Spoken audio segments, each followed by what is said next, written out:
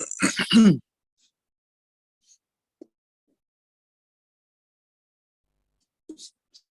right.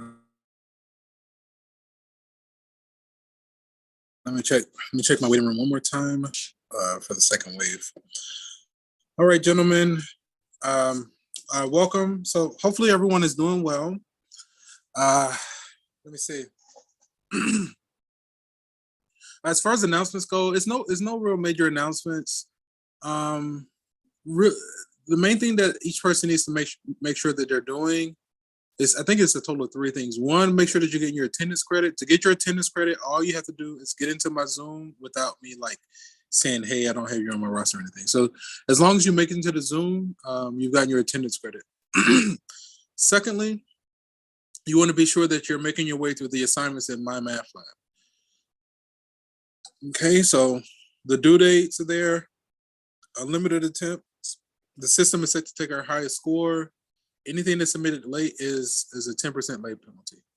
And then third, for this course, I think you all have an online lab. There's a lab component. So, hopefully you all have followed the instructions there. So My Math Lab is how I'm doing like homework quizzes and exams. The lab component is run by my colleague, Dr. Lamar. And so basically what you would do is open up Blackboard on that left-hand panel with the maroon bar. The second item should say like online Alex Lab, Zoom and syllabus. You want to click on that link and reach out to Dr. Lamar, and she'll give you instructions on how to do the lab. Basically, you follow her instructions. And she's at the midterm grade and the final, for each student that's in the lab, she's going to give me a grade, and I'm going to scale that so that it's 10% of your overall grade, okay? As we go through these presentations, if you have questions or if anything is not clear, feel free to unmute yourself to get my attention and we can talk about it. And also, it's a good idea to be subscribed to my YouTube channel with your notifications turned on. The things that you're going to see me say in this live session is already available in my pre-recorded lectures, and my lectures for the entire semester are already available. The homework and quizzes for the entire semester are already available. So you could actually, get ahead, watch those lectures, go ahead and start on those corresponding assignments. And so that way, the only thing you're going to be waiting for are the 3 exams along with the final exam, okay? Let me check Zoom one more time before we get into the meat and potatoes. Let me update my attendance. Okay,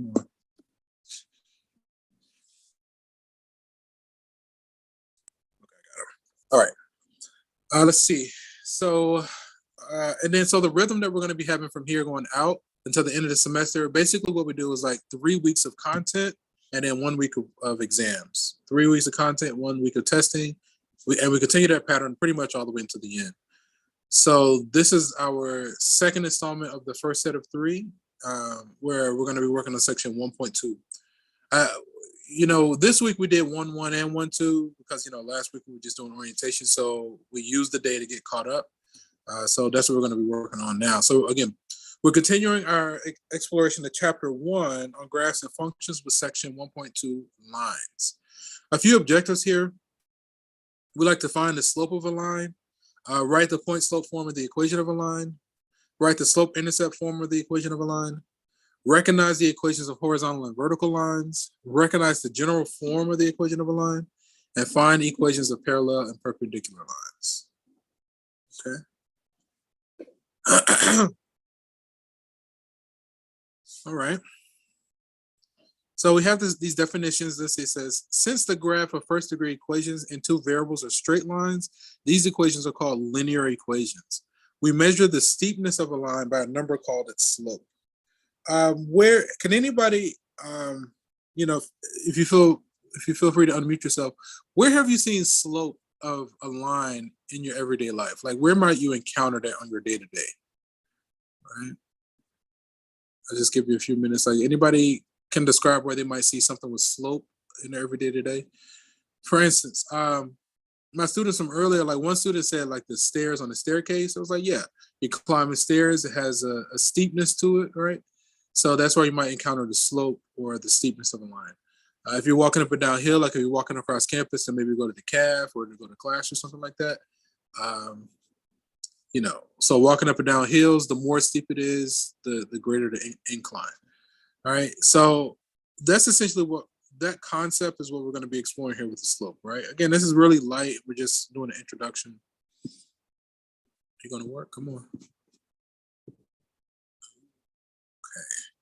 So then let me see. We have the rise is the change in the y coordinate between the points, and the run is the corresponding change in the x coordinates. So given 2 points and we connect them with a straight edge, the slope is going to be the rise over the run, which is going to be the change in y over the change in x, right? So if we notice with this first image, notice that as we trace it from the left to the right, our graph rises or goes up. Right? So this is an example of something that has a positive slope. With the second image, notice as we trace it from the left to the right, it goes down or it falls. So this is an example of something with negative slope. Okay. The slope of a line, the slope of a non-vertical line that passes through the points P and Q is denoted by M and is defined as follows. So the slope is going to be the rise over the run, which is our change in y over change in x. And we identify it as y2 minus y1 over x2 minus x1. And the slope of a vertical line is undefined. So let me say this piece. Hopefully you all have a notebook where you're keeping track of all the information, right? There are 3 main things that if you do have a notebook that you want to have like in there that's neat and ready to go. One is going to be a formula sheet. And so you can update it with like formulas such as this, right? So every time we come across a formula through our experience, you update your formula sheet.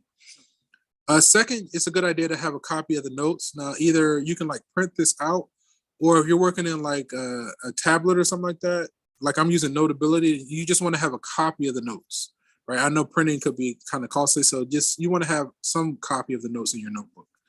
And then the third key piece of information is good to have in your notebook, or a copy of the homework, right? So as you're working through the homework, you have your header for each section. And then, with each homework question, you have a copy of the original question. And then below the copy of the question, you have any supporting work. And then you have your final answer in the box. The more neat and organized and the better you can build habits like those, the easier it is going to be to process this information. And, I just want to kind of warn you guys, be careful about becoming too lax, because initially, we're not going to be in a testing environment. So it's like an honor system and you're on your own. But that doesn't mean that you won't find yourself in a testing, you won't be taken. That doesn't mean that you won't find yourself in a testing environment, responsible for this material, right? I think like some of my classes last semester, even though we were remote, I think the final exam, we ended up meeting in person, something like that. Like we kind of ran a class like it was like a hybrid where we ran it like it was remote, but the final exam was a traditional proctored final, right? And that potentially could happen to you. Another time it could happen. It's just several key moments where you might find yourself in a testing environment responsible for this. So I just say that to say, submit your own work. You have a lot of support between my office hours, the group me. I think you guys more than likely started a group me, or whoever you're working with. Pearson kind of explains how to do nearly every question. And the tutors, between one of those 4 sources and what you can do with yourself to make a 5th one, you have a lot of support, right? So, the name of the game is basically organization and time management. It does take time, so take your time so that you're not wasting your time. If you just kind of rush, if you procrastinate and rush through it, you're just going to be wasting your time. But if you can like sit down for a couple of hours each day and just organize yourself, that's pretty much how you study. You're not going to have to cram and stuff like that later on. Okay. Okay. So the slope of we talked about this. Yeah. Let's go to the next one. So in this example, we're asked to sketch the graph of the line that passes through the points P and Q, and then find and interpret the slope. Okay. Let me do the following. Which quadrant is point P in? Which quadrant is? One. I think I heard quadrant 1, right? 4. 4. Okay, that's even better because it's definitely not 1. I'm a little bit like lightheaded. I'm sleepy. I just want to like go to sleep, right? Because if we start at the origin, and if we go right 1 and down 1, indeed that does put us in quadrant 4. What quadrant is point Q in? 1. Point Q is in quadrant 1, right? Because if we start at the origin, we go right 3 and up 3, that does put us in quadrant 1. So with these 2 points, it looks like we're kind of working in quadrants 1 and 4. So when we go to sketch the graph, I'm just going to focus on that right-hand side. So let's see. So this will be our positive y in this direction. And this is just going to be a rough sketch. I'm not going to be completely accurate. Positive y is in this direction. We'll do our positive x right about here is decent.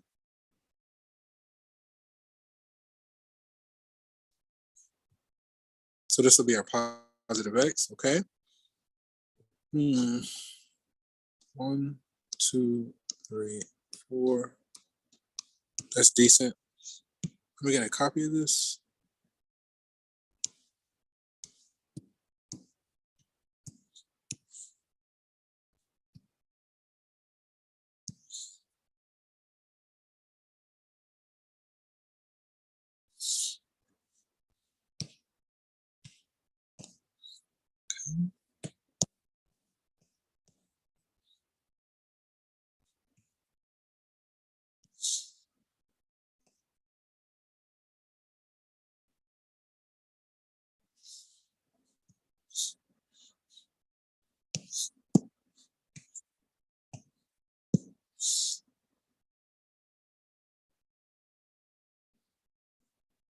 Okay, about there is good. Okay. And let's label some points. We have the origin, and this is really our just 1, 2, 3, 4, 5, 6, 7. This is 1, 2, 3, 4, 5. Okay. So if we plot point P, we said we went right 1 and down 1, so that's just about there. I'm just gonna copy.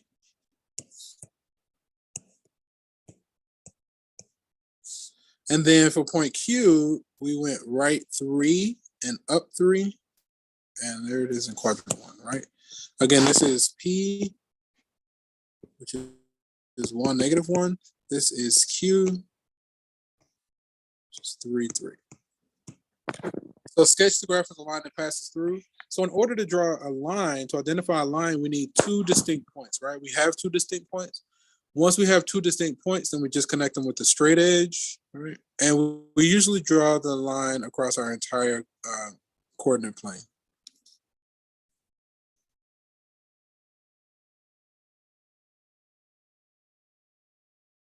So like, you know, because I'm doing a rough sketch, I feel like it's probably a little bit off, but we're just kind of getting the gist of it here. If I wanted to be more precise, I would use like graph paper.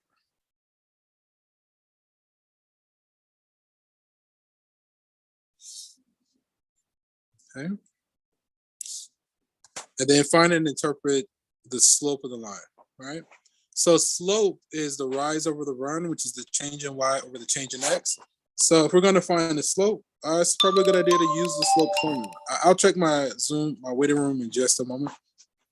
So that's going to be y2 minus y1 over x2 minus x1. Again, this is our slope formula.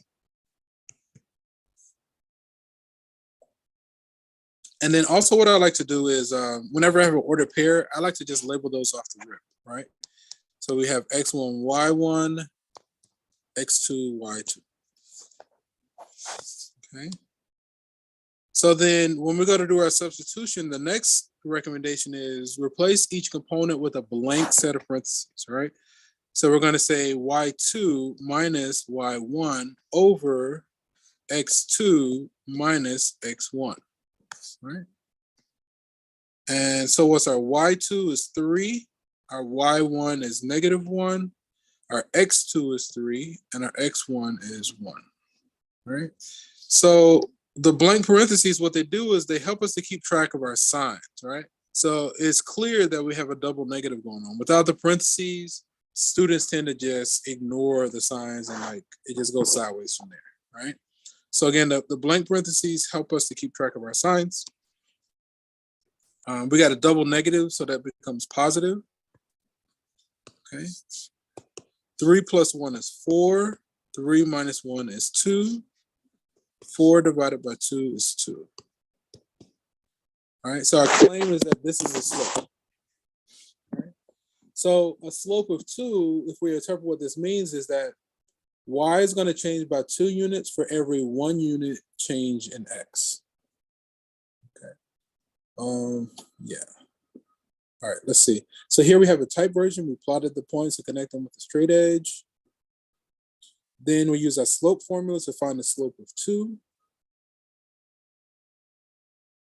And then again, to interpret this, a slope of 2 means that the value of y increases 2 units for every 1 unit increase in the value of x. Okay. Just a moment. Whew. So we'll do the best we can to get through as much of this together. But whatever we don't finish together, I do expect you to go to my YouTube and use the pre-recorded lecture to finish, right? To finish the presentation. 50 minutes is just like no time for us to really do anything. So that's why I created the pre-recorded lectures. Let me check on you guys in Zoom. I see the chat. Let me get these gentlemen that's in the waiting room. Cool. So I'm only missing one. Let me let them in. Chat. Okay, so yeah, there's a group me. So I would just check the chat. I encourage it. I think it's a good idea. As long as everybody submit their own work and you're learning something from this, then it's okay. All right.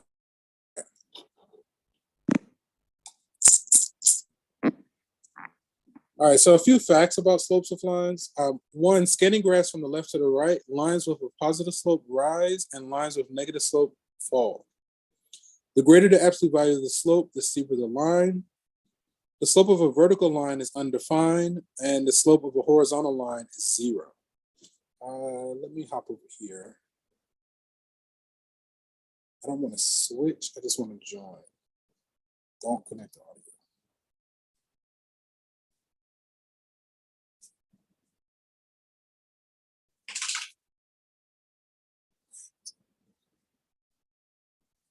No, thank you. Stay as a participant. Got it. Okay, let's keep going.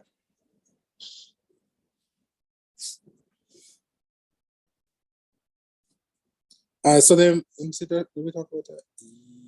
Yes, we did. Okay. So we have the point slope form of the equation of a line.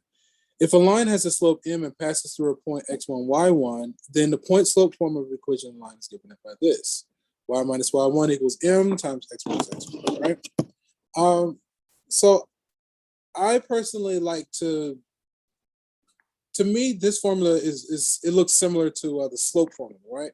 Let's see if we can make a connection between the slope formula and the point slope formula, right? So let's start off with the slope formula. Let me see, y2 minus y1 over x2 minus x1. Again, this is our slope, okay? So then with some algebra, right? Let's start by multiplying both sides by the denominator, right? So we're gonna have this x2 minus x1, and over here we have x2 minus x1. A number divided by itself is 1, okay? So then at this point we have x2 minus x1 times m equals y sub 2 minus y sub 1. right? So then if we have the left equal to the right, we can actually just reverse the order and preserve equality. So we can write it as the right is equal to the left. So then we're going to say y2 minus y1 equals m times x2 minus x1. So then finally, if we just drop the 2's, then we have a point slope form, right? So again, with the point slope form, we generally, that's a formula that we use whenever we're given a point and a slope. When we want to find the equation of a line, we use the point slope form whenever we're given a point and a slope.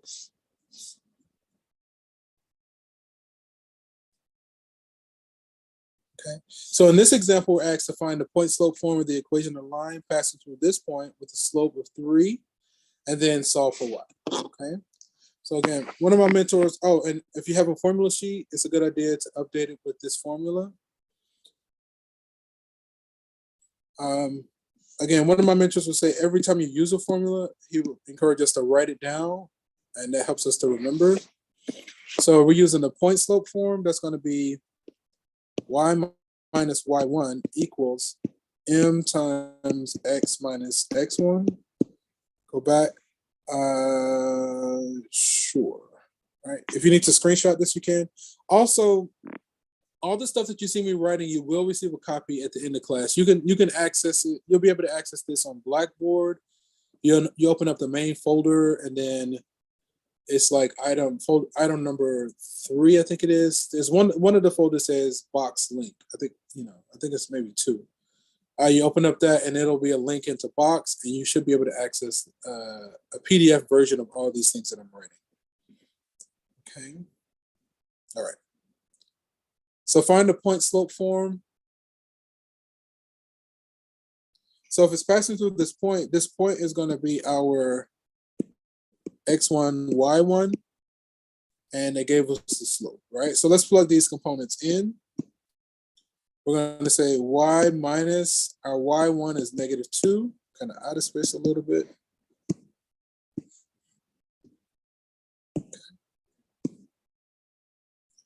Our,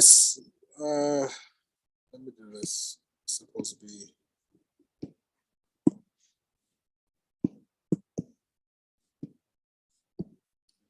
Our slope is what, 3 times x minus x1 is what, 1. Okay. So notice my use of parentheses. We got a double negative going on, so this should become a positive.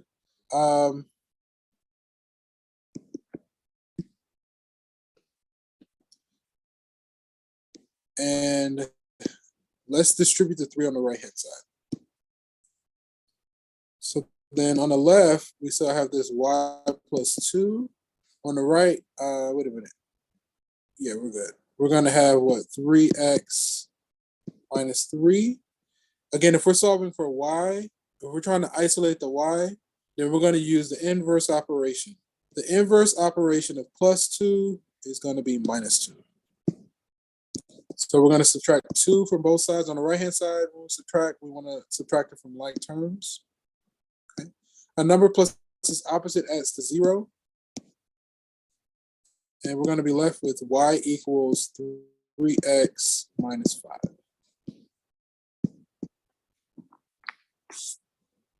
Oh, man, that's the time. Okay, out.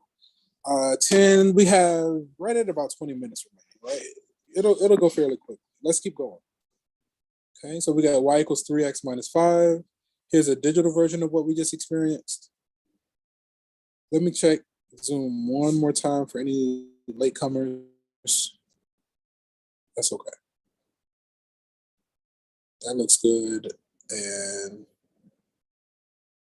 okay, we did that already. Okay. Okay, so in this example, we're asked to find the point slope form of the equation line passing through these points and then solve for y. Okay, do I want to do that? Sure.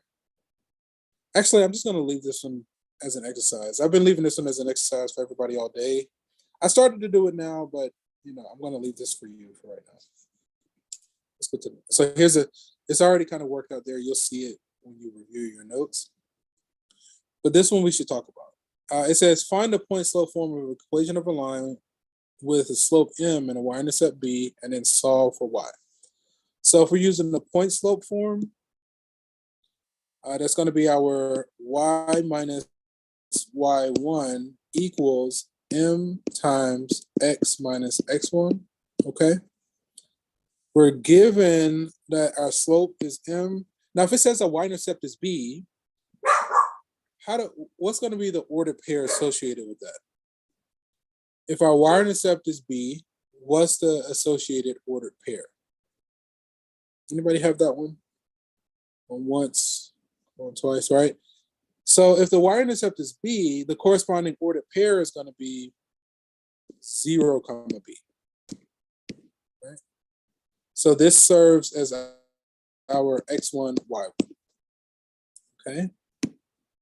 So then if we plug the corresponding parts in, we're going to have y minus b equals m times x minus x1 is 0.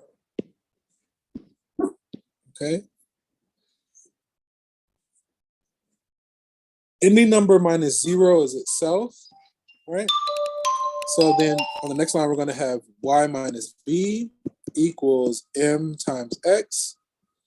And then if we're trying to solve for y, we're going to use the inverse operation to isolate the y. The inverse of minus b is going to be plus b. So we're going to add b to both sides. Okay.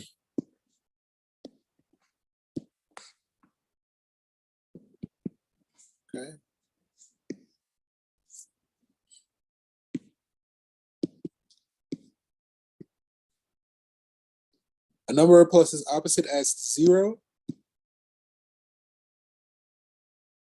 And we're left with y equals mx plus b. Okay. Man, it is difficult to do math at this hour. Like, I've already eaten like lunch. I'm usually like taking a nap at this hour. Like, I have to recharge. Even if I weren't meeting with you guys, I would just be like out cold. But I think that happens because I'd be up most of the night. Like, I'll wake up about 2 or 3 every night, just naturally, and I'll be up for hours. And then I fall asleep. By the good grace of God, I don't have any like alarms going off. Because usually what would happen is I'd fall asleep 5 minutes before my alarm goes off, and then I would just be drained for the entire day. So I personally am grateful for remote.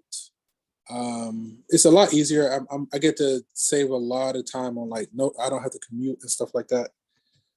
Because when I would meet in person, like especially if it was like a 9 or 8 o'clock course, for me to show up on time for a 9 o'clock, I'd have to leave the house by 6, which means I got to start moving about 5 or 4:30. So for me to make a 9 a.m. class in person, I'd have to my alarms would start going off about 4:30 in the morning. Yeah, and like typically I'll be falling asleep at like 4:15, right? Something like that. So I'm grateful that I get to rest instead of doing all the extra commuting, and I can have some energy. But again, it's kind of tough at this hour because I've been doing this all day, right? So what we saw in the last example, we basically generated the classic y equals mx plus b, which is what's called the slope-intercept form, right?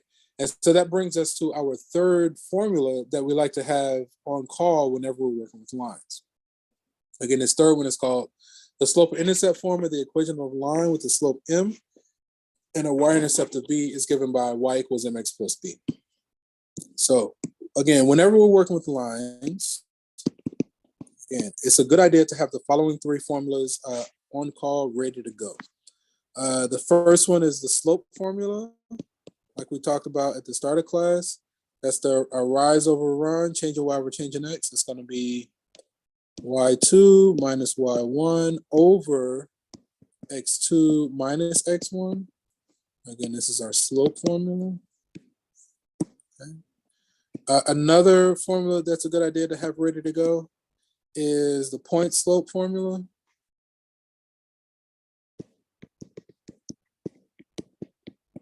Okay. We use that one whenever we're given a point and a slope, and that one goes y minus y1 equals m times x minus x1. Okay. And then the third formula that's recommended to have ready to go is the slope-intercept formula. I'm just going to abbreviate it like that. Slope-intercept form, and that's the classic y equals mx plus b. Okay.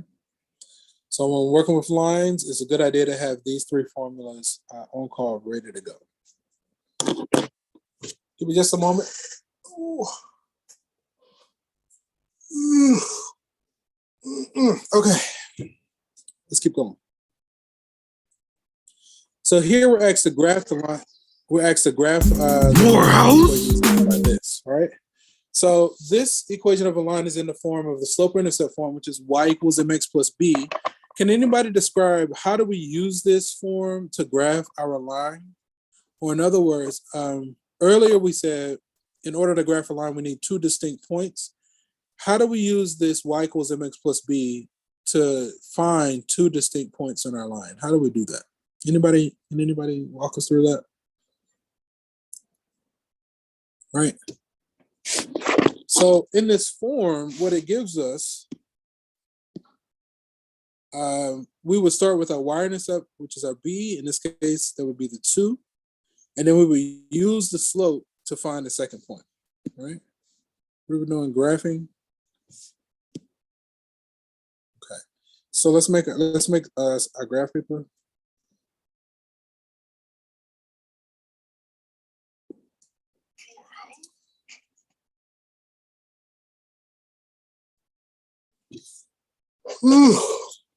All right.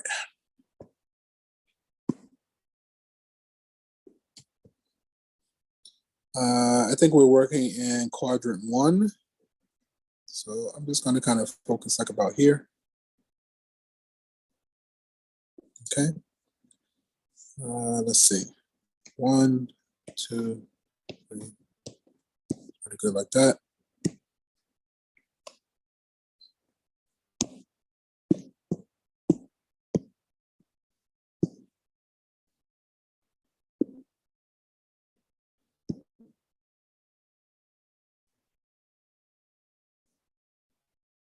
That's good right there.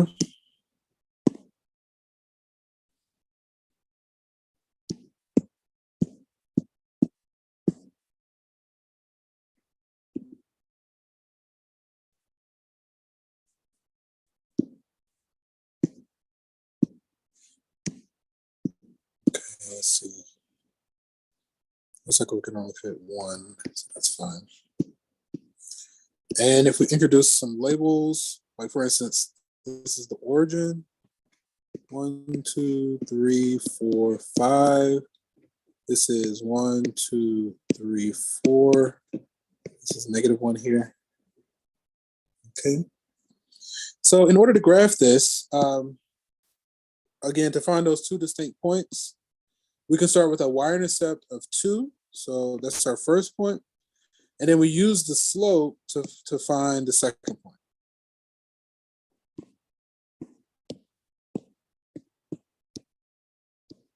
All right. And the slope is 2 over 3. So that means we go up 2 and over 3. 1, 2, 3, right about there. And then what we do is connect these two distinct points with the straight edge. And our graph should go across the entire coordinate plane.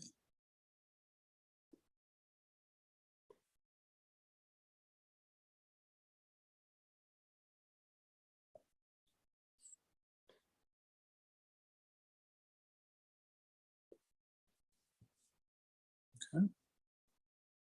And that's how we use slope-intercept form to graph a line. Let me see the time. Let's see.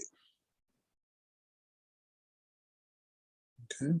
So this is just a digital version of what we just experienced. Let's take a moment to look at this. So the graphs of horizontal and vertical lines. So for any constant k, the graph of the equation y equals k is a horizontal line with slope 0. The graph of the equation x equals k is a vertical line with an undefined slope, right? So if you say y equals some number, what that means is that no matter what x value you choose, y is always that number. So that means we have a horizontal line through whatever that y value is, or whatever that number is. And that's going to have a slope of 0. If you have x equals a number, that means no matter what value of y you choose, x is always whatever that number is. So that's going to be a vertical line. It's usually a dashed line, and we say that that has an undefined slope. Okay.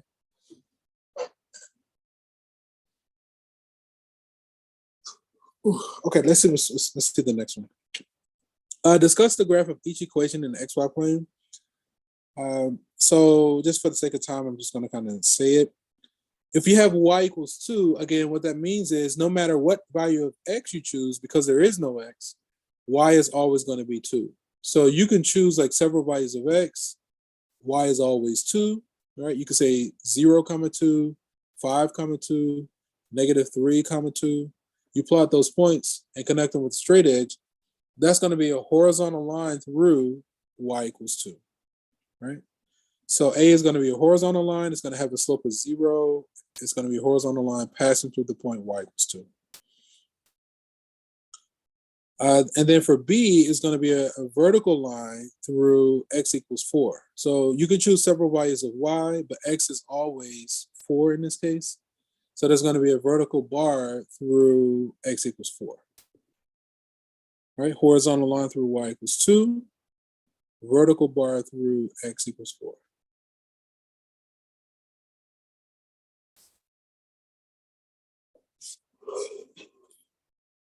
Okay, let's look at this. General form of the equation of a line. The graph of every linear equation, ax plus by plus c equal to 0, where a, b, and c are constants and not both a and b are 0, this is going to be a line. The equation ax plus by plus c equal to 0 is called the general form of the equation of the line. Maybe. Okay. Let's see. Find the slope, the y-intercept, and the x-intercept of the line with this equation. Okay, and then sketch the graph. Okay, something like this, I personally would just solve for y, and then once we solve for y, I think we can do everything that we need to do. All right. So let's start with a copy of the original. We have this 3x minus 4y plus 12 equal to 0. If I want to solve for y, I'm going to add the 4y to both sides and then just reverse the order. So if I add 4y to both sides, 4y is going to be isolated. And then on the other side, we're going to have 3x plus 12. Again, all I did there was add 4y to both sides. Then I flipped it. I just reversed the order. Okay. Next, I'm going to go ahead and divide all terms by 4, divide both sides by 4. So then I'm going to say this guy divided by 4. In turn, what's going to happen is we're going to say this divided by 4 and this divided by 4. A number divided by itself is 1.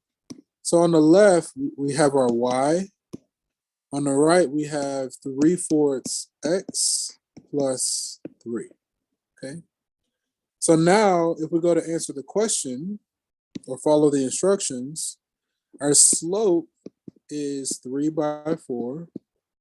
Our y-intercept, so our b is 3. So for the y-intercept, in order to find a y-intercept, we said x is 0 and solve. You'll see that we get a y-intercept of 3. And then for the x-intercept, we set y to 0 and solve, right? So if we set y to 0, we're going to have, I'm going to work over here. We're going to have 3/4 x plus 3 equal to 0. Subtract 3 on both sides. We're going to have 3/4 x equals -3. So we could divide both sides by 3/4, but dividing by a fraction is the same as multiplying by the reciprocal. So I'm going to say multiply both sides by 4/3. A number times this reciprocal, these become 1. I'm going to keep working here. So then we have x equals the 3 cancels the 3. Looks like it's a -4. All right. So let me our x-intercept, we got -4. I just want to change, instead of calling it b, I'm going to call it our y-intercept.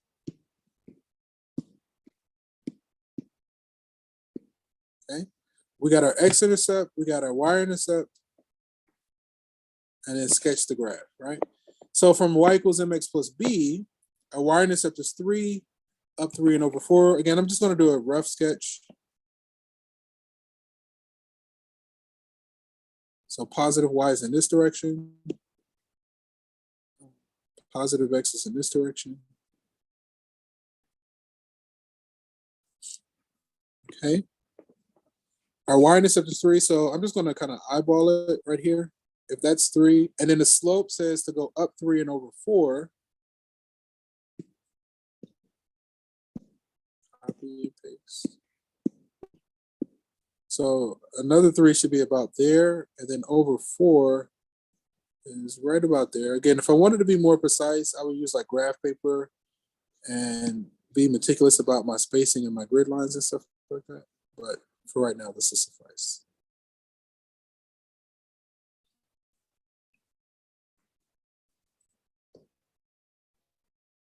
Okay. And I'm extending my graph across the entire coordinate plane. Okay. So let me see, we got our slope here, y-intercept here, x-intercept here, and our graph. Slope is 3/4, y-intercept is 3, x-intercept is -4, and it's the graph that we got. Oh, so once we already had our x-intercepts, we also could have just plotted the x-intercepts and connected with the straight edge. I think I chose to use the y equals mx plus b. Okay, guys. Are there any questions? Do you guys have any questions for me? Going once, twice. Okay. Let me go ahead and make a copy of this available for you all. I'm going to send it in a box. So when this bar finishes loading, you should receive a copy of any notes that you saw me writing. Let me see. How do we find the pre-recorded lectures? So if you go to Blackboard, if we were to go to Blackboard and open up the main folder, at the bottom of the main folder, the fourth item is going to be like my YouTube links. You can find the pre-recorded lectures there from Blackboard. Any other burning questions before we go our separate ways? Going once, going twice. Forever hold your piece of rice. So again, the main thing is making sure, as long as you're getting into my Zoom and I'm not stopping you, that means you've gotten your attendance credit for that session. So get your attendance credit each session and submitting your assignments on Pearson, you're good to go. If you need support, if you need help, I know the GroupMe is a great resource. Pearson pretty much explains how to do each question. It's a good idea to make use of my office hours. My office hours are Monday and Wednesdays from 10 to noon right here on the Zoom. And then also it's a good idea to seek out the tutors. The tutoring services is included in your tuition, so you've already paid them. 9 times out of 10, they're just sitting there waiting for you guys to show up and ask questions. I personally am okay if you were to take this content and sit down with the tutor and say, hey, can we go line by line? Can we work on this together? Right? And so, if there aren't any burning questions, we're going to end the session here. From one beautiful mind to another. Have a great weekend, guys. I'll see you Monday, same time, same place. Take care. Peace.